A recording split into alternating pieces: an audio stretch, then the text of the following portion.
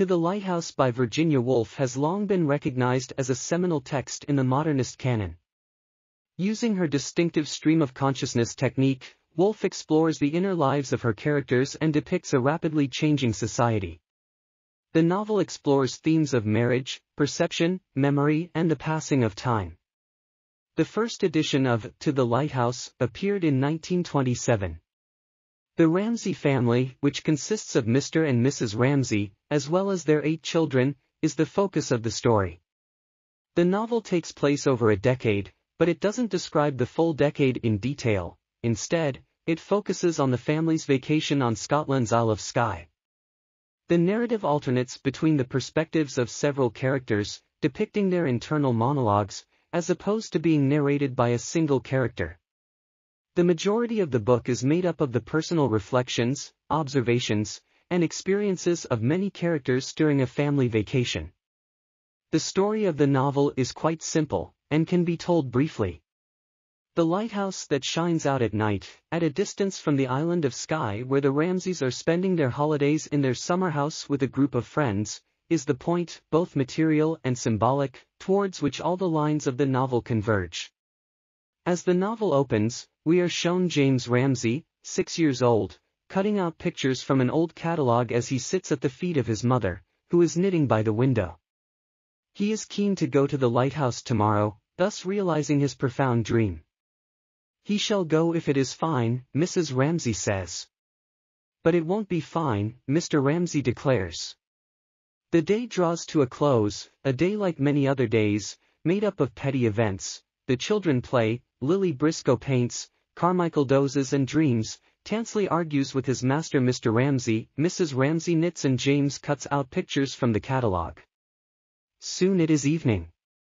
The dinner gong summons them all to table to enjoy boeuf en daube, a French dish prepared specially for the occasion, for Mr. Banks is dining with them that evening. The children go to bed, the young people go off to the beach to have a walk. Mr. and Mrs. Ramsay read. "It will rain tomorrow." The evening is as empty and yet as full and almost as long as Clarissa Dalloway's, in Mrs. Dalloway's day. Whereas the latter took its rhythm from the hours struck by Big Ben, here only the changing light in the garden marks the flow of time and the unchanging noise of the waves holds the evening motionless. The characters through their physical closeness create a multiplicity of contacts, but each also withdraws into his haunted solitude. Though living together, each is an isolated soul.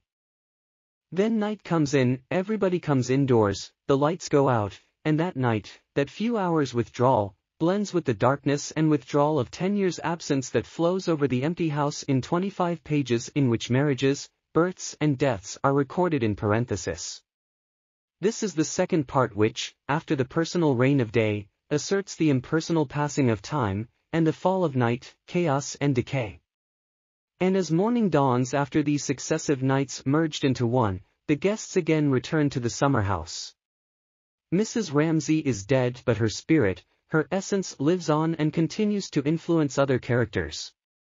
James starts off for the lighthouse with his sister Cam and his father, while Lily Briscoe sets up her easel where it must have stood 10 years ago and completes her painting, realizing her vision at the same moment as James lands at the lighthouse and thus realizes his dream.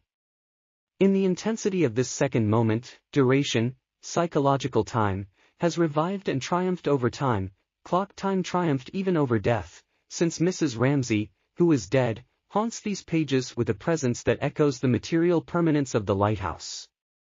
Characters throughout To the Lighthouse question life's ultimate meaning and supply different answers based on their own perspectives and on the circumstances that surround their questioning. Mrs. Ramsay understands the meaning of life to be family and domestic happiness, while Mr. Banks and Mr. Tansley understand it to be work and professional success. Mr. Ramsay vacillates between these answers, finding ultimate meaning sometimes in family, sometimes in philosophy. Lily thinks life's greatest meaning lies in making art. Yet even as each character's thoughts and behavior seem to present a loose argument for each meaning, no character ever feels personally confident or satisfied with one answer. Their moments of conviction are always shadowed by doubt. Thus, Mrs. Ramsay despairs at the start of dinner in the window, feeling her marriage, her family, and her life are hollow and worthless. Thus, Mr. Ramsay continually doubts himself, one moment disparaging his family life, the next moment his professional life, and forever relying on Mrs. Ramsay for sympathy and praise to soothe his spirits. Thus, Mr. Tansley experiences bitter anguish and hurt at the dinner table, proving how much weight he actually gives to the very world of human relations he calls meaningless.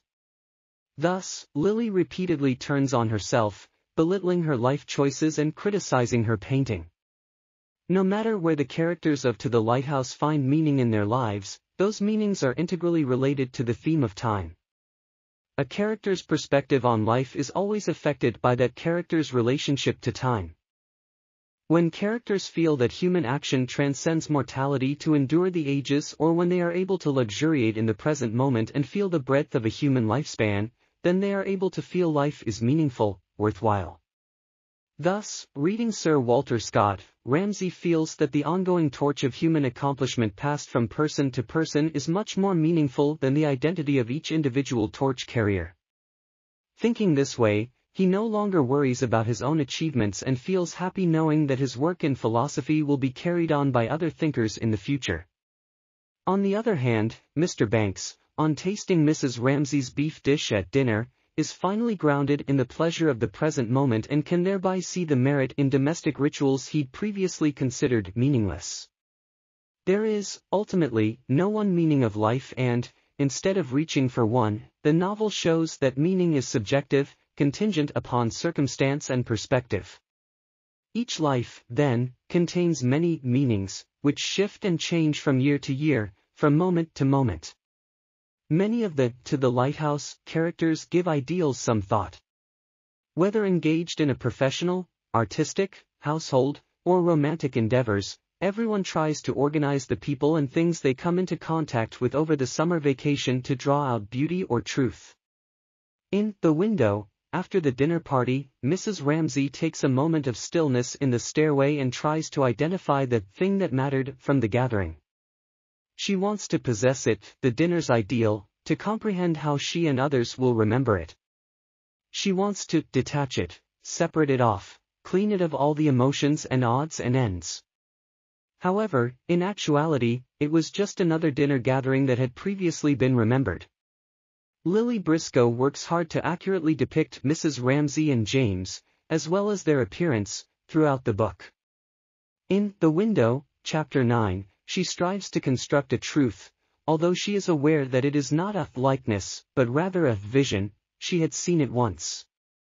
Mr. and Mrs. Ramsay use various techniques to give their lives significance in the face of an existence that is fundamentally devoid of structure or purpose. While Mrs. Ramsay cultivates lifelong memories through social encounters, Mr. Ramsay commits himself to his advancement through the history of human thought.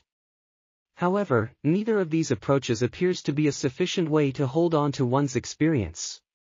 After all, Mrs. Ramsay's life ends despite being filled with moments that have the sparkle and durability of rubies, and Mr. Ramsay is unable to achieve the philosophical clarity he so desperately seeks. Only Lily Briscoe discovers a means to keep her experience alive, and that means creating art.